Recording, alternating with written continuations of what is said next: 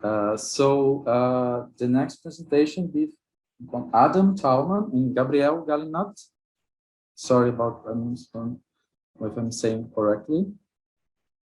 Are you there? Thank you. Hola, ¿me escuchas? Sí. A ver, ¿está mirando la pantalla llenita o pequeñita? Llenita. Esto es Ok. bueno. Está bien. Gracias. Ok, entonces voy a hablar en castellano porque, no sé, porque sí, pero me puede preguntar en inglés. Todas las lenguas Takana tienen un prefijo e que puede ser reconstruido en la lengua proto. Sus propiedades varían entre una lengua y otra, pero normalmente sobre los sustantivos ligados no pueden producirse por sí solo, lleva ese e. Y sobre unos verbos con una variedad de glosas a menudo contradictorias según el contexto. Por unos ejemplos, en una revista de Antoine Guillaume, se glosa e como prefijo porque Rami no puede aparecer por sí mismo sin e, y se glosa como pasado, pero normalmente tiene un montón de glosas, imperfectivo, pasado, varias cosas. El objetivo principal de esta presentación es describir la distribución del prefijo e en Arona, una lengua takana hablada en el departamento de La Paz, en la parte amazónica, en relación con la morfología de esa lengua. La mayor parte de la literatura sobre la lengua takana asume que la distribución se deriva de la especificación morfosintáctica, pero nosotros sostenemos que esto no es cierto en el caso de Arona. Nos interesa saber hasta qué punto la distribución de E tiene una explicación morfofonológica frente a la morfosintáctica, a la morfosintaxis. Proponemos que la minimalidad y quizás silabificación podrían desempeñar un papel en la explicación de la distribución. Ok, eso es un resumen. Voy a hacer muy rápido porque tenemos muchos datos sobre qué voy a hablar. Okay. Arona es una lengua takana hablada por 150 personas en los ríos Manorimi y Manupari en 7 comunidades. Ahora los niños todavía hablan, o sea, es la lengua takana o sea, es lo más vital. Mientras tanto, no hay mucha gente, pero es tan aislada que no hay mucho contacto con el español. Ese estudio se basa en 7 meses de trabajo de campo financiado por el LDP. Ahí está más o menos. Los datos se basan en 10 horas de datos de habla natural y más o menos 1000 frases de licitación utilizando storyboards y otras herramientas. Y recién, hace una semana, unas conversaciones de WhatsApp con Chanito Matawa, que realmente ha tenido mucha influencia en lo que vamos a presentar. Ok, análisis previos. Existen 3 trabajos sobre la fonología de Arona, 2 los cuales proporcionan algún tipo de análisis del prefijo E. Esos son Pitman y MCOW. Habla un poco sobre ese prefijo. En Pitman hay 2 aspectos de la descripción de Pitman que son relevantes para nosotros. Para él, el acento se produce en la segunda sílaba. Si recae en la primera sílaba es porque se elimina el prefijo inicial E tras la asignación del acento. Básicamente nosotros pensamos que eso es correcto, pero el problema con su análisis de Pitman es que no es tan precisa. O sea, también él dice que el prefijo E indica afirmativo o algún tipo de tiempo narrativo. Nosotros no estamos seguros de eso, sobre todo que puede aparecer en oraciones negativas y eso viene de sus mismos datos. Número 4. Entonces, no sé qué significa afirmativa. Entonces, no sabemos cuándo va a aparecer el prefijo porque no tiene significado hasta ahora. MCOW es un poco más complicado porque lo gloso como un marcador declarativa, direccional, resultativo, segundo persona singular absolutivo, pero sin ninguna explicación. Para declarativo, se puede ver que aparece cuando está en una cláusula interrogativo, entonces obviamente no puede ser. Entonces, sí hay muchos más detalles sobre el análisis de MCAO que tenemos al fin, si ustedes quieren preguntar sobre eso, pero es muy complejo y nosotros queremos presentar nuestro análisis. Ok.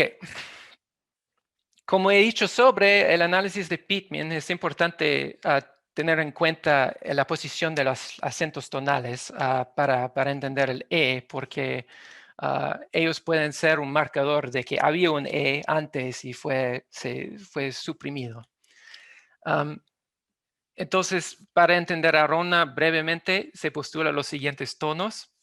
SLH, proponemos que eso está sobre la segunda sílaba la mayoría del tiempo. Y también hay 3 tonos que está al fin de una frase intonacional.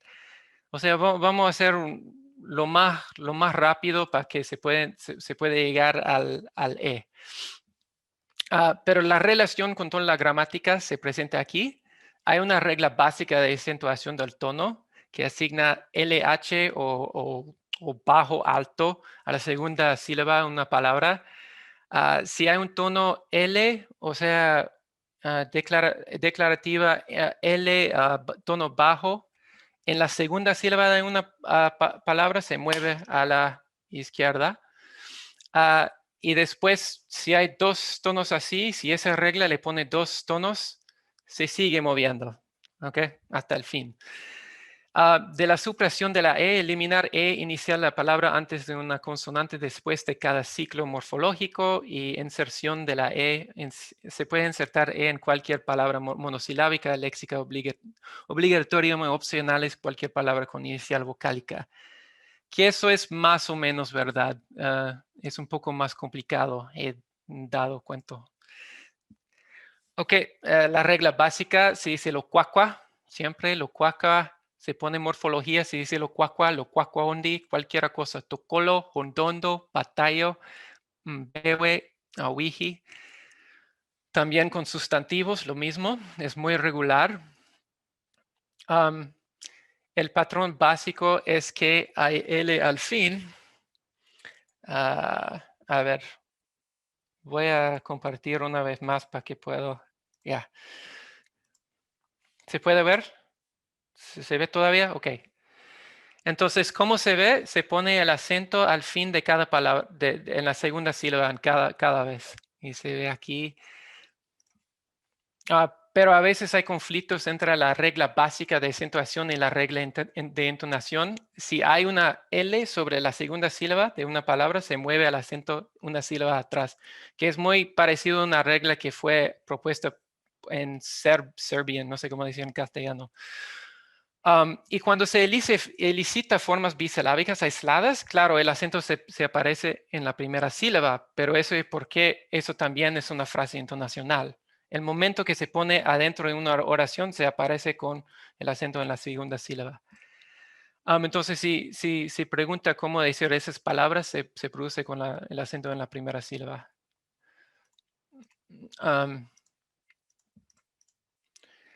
A ver, se puede ver con, si pregunta cómo decir peta, se dice dati, pero en un contexto llama dati cuantewaha. A ver. Y es posible a veces si, por ejemplo, el acento se cae en la primera sílaba, que todos los acentos se mueve atrás así, de esa forma. Entonces hay un stretch class rules que se aplica por la oración. Más o menos se puede entender así.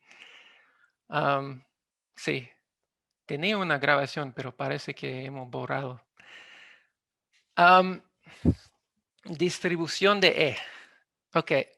También como toda la lengua tacana, la raona tiene unos surconfijos posturales. La parte prefijal es E y la parte sufijal varía dependiendo de la expresión.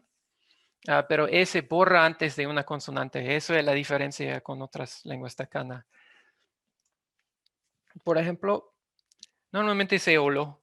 Sí, se puede elicitar olo como caer, pero si viene con ese verbo postura, es como un circunfijo.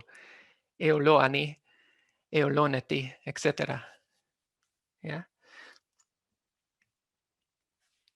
Eso es una mal traducción. Es amarrar, no es desatar. Ahora, si le pone con un verbo que tiene un consonante al principio, se realiza el acento en la primera sílaba y no se realiza el E. La manera que se entiende es que había un E subyacente, después se pone el acento y después cae el E. ¿Ya? Ok. Por ejemplo, lombotiani. Normalmente es lombo, o sea, en todos los otros contextos, pero cuando hay ani, a ver, Lombotin. Lombotin. se aparece en la primera sílaba. Y la manera que nosotros entendemos eso es que había un E, se pone el acento y después se borra el E. Entonces, también podemos decir que hay una restricción contra sílabas que consiste en solo E también, capta los hechos de anteriores, porque todos el E no puede aparecer en otros contextos. O sea, excepto cuando hay formas monosilábicas. Cuando hay formas monosilábicas, el E aparece, aunque parece que no tiene significado. Entonces no se puede decir va, se dice emba, eque, ewi, etc. Al momento que uno pone morfología, el E no se puede poner. Bata, cuesta, cuaita, ata, etc. O sea, rechaza eque. En vez, o equeta quería decir. Quería poner en beta, pero olvidé. ¿Ya? Entonces se puede entender eso. No es tan importante, pero la idea es que hay una constraint de bisilabicidad que es más importante que borrar ese E. Podemos representar de varias formas, pero esa es la idea. ¿Ok? Pero hay unos sufijos, normalmente que son más pesados, que tienen más sílabas, en que es opcional. Se puede poner el E o no poner el E. Entonces, una manera de entender eso es que ese sufijo es opcional si ellos incorpora en el dominio de minimalidad o no. ¿Okay? Mientras tanto, la mayoría de los sufijos no son así. Hay una regla de silabificación, nada, o sea, nada raro, o sea, sigue una regla de sonoridad, parece. Pero normalmente no se puede tener dos vocales. En la regla de acentuación se cuentan dos vocales juntos como una sílaba. ¿Ya? Pero con varios sustantivos no se hace así y no se pone epia tampoco. Entonces, en ese caso, la regla de poner los sílabas juntos y después seguir la secuencia de sonoridad no sigue y se cortan dos sílabas y se pone el acento en la primera o la segunda si está en un contexto de una oración. ¿Ya? Para entender eso parece que hay que representar los sustantivos, los verbos de una manera diferente, porque con los verbos se pone E y con los sustantivos así no. A pesar de que se pueda analizar la civilización y supresión de E con restricciones, no se sabe cómo analizar la colocación del acento bajo-alto sin poner orden de reglas. Me parece imposible, pero tal vez es posible, no sé. Parece que tiene que tener un orden, pero no sé. No he pensado mucho, pero parece que necesita un orden de reglas. Ok, eso le paso a Gabriel. Gracias, Adam. Ah, bueno, ahora voy a presentar el caso en el que este prefijo también aparece, pero aparece con sustantivos y aparece con un tipo de sustantivos muy limitado. Si bien no aparece con esos sustantivos monosilábicos, este prefijo puede aparecer en sustantivos que denotan principalmente términos de las partes del cuerpo u otros significados. Como vemos en 21, podemos presenciar que sí existe este prefijo en sustantivos, pero estos sustantivos son en su mayoría partes del cuerpo. Y aunque hay palabras que sí tienen este prefijo, pero que no son partes del cuerpo. Y mayoritariamente son sustantivos, aunque hay alguno que otro adjetivo también, como se ve en 22. ¿Y cómo sabemos que estos son temas compuestos, que estos casos son temas y no son raíces? Pues los compuestos nos dan evidencia de eso, porque cada vez que encontramos casos en los que estos términos de partes del cuerpo o términos relacionales aparecen, el prefijo se cae, como vemos en 23. Eso quiere decir que la raíz es la única que se mantiene y el prefijo no es parte de este proceso. Ahora quiero mencionar algunos datos sobre una mirada comparativa de este prefijo que se presenta en todos los idiomas de la familia y que en sustantivos se agrega a términos que son ligados y que tienen un sentido inalienable. Gabriel, es 5 minutos. ¿Sí? Ok, ya, gracias. Um, Tienen un sentido inalienable, como en 24, y que principalmente pueden ser partes del cuerpo, partes de plantas, o entidades del paisaje, o términos de parentesco. En 24 se pueden ver estos términos en Maropa y todos tienen el prefijo. Um, Sin embargo, en Araona existen palabras que deberían tener este prefijo en su estructura, como wane y pona, pero no los tienen. Entonces no hay casos que hemos encontrado que tengan ewane ni epona. ¿Y cómo sabemos que deberían tener este prefijo? Pues en las otras lenguas takana estos términos sí tienen este formativo. Eh, y algo que resaltar es que estos términos tienen el acento en la primera sílaba, ah, incluso en casos en los que sean trisilábicos, como en no quizi. Entonces no tenemos no quizi según la regla general de acentuación, sino que tenemos no quizi. Y en este caso pensamos que es el resultado de la regla de supresión de tal como vimos con los verbos posturales. Antes de una consonante parece caerse. Y solo las raíces que empiezan por vocal y que sean más largas que una bisilábica tienen este prefijo, como en 25, eamaja, eizaja, eizacuena. Aquí tenemos una lista comparativa de algunos términos que hemos seleccionado.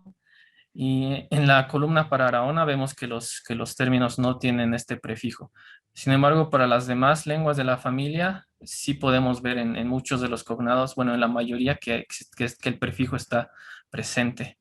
Entonces eso nos lleva a sospechar que deberían ser sustantivos marcados por subyacentemente. Y otro indicio que tenemos para esto es que estas palabras son partes del cuerpo o alguno de los términos ligados en este idioma. Por ejemplo, esos tres, bakwa, bani y batso, tienen el acento en la primera sílaba. Pareciera que fueran normales según la regla de acentuación, pero tenemos otros ejemplos aquí como metakwa o no quizi, o más arriba mandaja o mindanda, que tienen el acento en la primera sílaba. Entonces pareciera que no siguen la regla de acentuación. Pero si consideramos que todos estos elementos de la línea, de la columna de Araona tienen el prefijo entonces ya sabemos que siguen la regla de acentuación general, pero se elimina. Y por eso tienen el acento en la primera. Entonces, según el análisis, parece que este prefijo está listado en estos casos, como en las demás lenguas. Y con verbos es más difícil establecer una relación de significados y funciones. Solo podemos identificar los casos de postura asociada que se expresan por circunfijos que están formados por el prefijo y algún otro sufijo que varía dependiendo de la lengua, ¿no? Pero en los paréntesis podemos ver los 4 sufijos para Maropa y el prefijo siempre es Y es lo mismo para las demás lenguas. Y también se puede ver en muchos casos de movimiento asociado en las 5 lenguas. Bueno, para ir concluyendo, podemos decir que el significado de no es muy claro en Araona y que aparentemente no tiene ninguno más que funciones. Una de esas funciones es que se inserta para satisfacer la minimalidad con las raíces verbales que son monosilábicas. Y con los sustantivos, no puede insertarse por más que sean monosilábicos. Solamente aparecen en aquellos casos en los que están listados en sustantivos ligados, que son aproximadamente más de 100 en este idioma. Y no aparece si la raíz tiene más de 2 sílabas y si empieza por consonante. Entonces esa es la regla de supresión de que está modelada por esta restricción. Y esta supresión provoca que la primera sílaba sea la que lleve el acento tonal. Y esto se puede ver raros en sustantivos que no tengan la E en Arahona y que denoten conceptos inalienables, pero se puede solucionar si suponemos que estos son los prefijos que están listados y que luego se eliminan.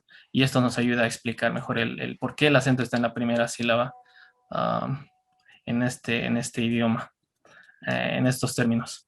Entonces eso es todo lo que íbamos a presentar. Muchas gracias. Adam agradece a los Arahona y al DP por su apoyo. Gracias por su atención. Muchas gracias, Gabriel. Adam, las preguntas se quieren escribir en el chat o... Ah, Bruna, por favor. Bruna Cesario. ¿No? Sorry, eu cliquei errado. Hay una pregunta de Jaime. ¿Quieres hacer o quiero que... Bueno, yo voy a leer, ¿ok?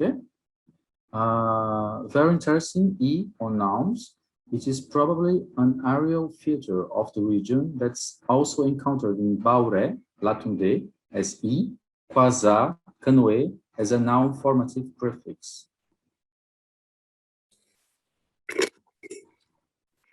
Sorry, it's okay? Yes, can I speak? Yes, please.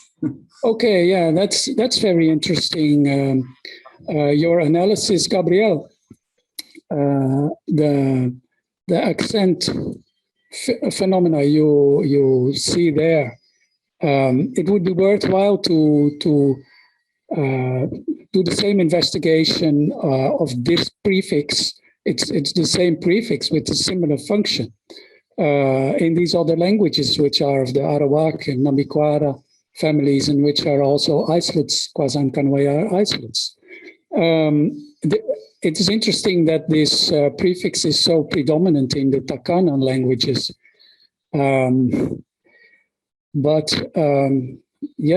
So that makes me wonder, being interested especially in these aerial phenomena, what is the origin? Maybe the Takana languages could be the origin of this thing.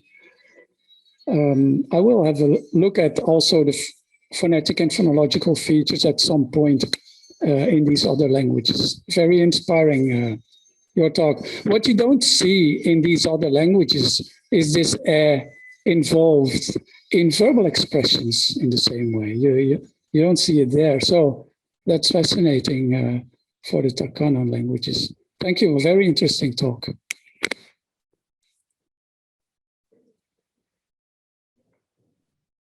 Thanks very much. There's a comment, a question by Michael. Do you want to... Michael, where is it? Okay, please. I'm just wondering about the morphological status of your right? So it looks like you're saying that it's not a prefix, right? You're saying that it belongs to, it's either an epenthetic vowel or it belongs to the root, if I understood correctly. In which case I'd be wondering, I wonder if you know anything about roots that historically had initial and what they do. For noun roots, Gabriel can answer because he's looked more at the comparative stuff. For verb roots, it seems to be associated with particular, like basically in Takanan, you get some suffixes that come with an A and some that don't. And that's what's going on in Arahona, except there's some where it's like optional. And then for some reason it also like inserts itself, but only in a very specific phonological condition. So, and then it deletes all this time, and the other Takanan languages aren't like that. So it seems to be associated with something to do with derivational morphology that was reanalyzed as something in the verb. I don't know about the nouns though. It might mean something in the nouns. What do you think, Gabriel? I haven't looked at historical data. I know there is material from previous versions of Araona in some historical documents, but there are some words that we saw in one of the lists for the nouns that seem to have an A, but I don't know. I haven't asked Adam to test that if that A can be deleted to in root initial. But mostly in all the cases that these nouns are inalienable and they can be deleted according to the deletion rule. It can't be deleted if the noun is verb initial or vowel initial. It just can't be deleted. Speakers reject it. It doesn't matter if you tell them this is an alienable or inalienable thing, makes no difference. They just refuse to take that A off in nouns unless you put it in a compound, and then suddenly it goes away. So I don't know what that is. Yeah. I don't know if it was Miriam or Ricardo who first raised the hand, so. It was Miriam. Okay, please, Miriam. Gracias, Gabriel, Adam, por la charla. Creo que este fenómeno es súper interesante y de hecho se parece muchísimo a lo que voy a presentar el viernes sobre Panara. Pero mi pregunta es sobre el análisis sincrónico. Me parece bien claro que con los datos comparativos que mostraron que sí es un fenómeno de supresión históricamente, pero como que están hablando de un fenómeno de palabra mínima. Normalmente lo que vemos con palabras mínimas es epéntesis. Y entonces, como que están hablando de supresión, mi pregunta es si tal vez sería mejor hablar de un fenómeno de palabra máxima o si tienen algo que comentar sobre eso.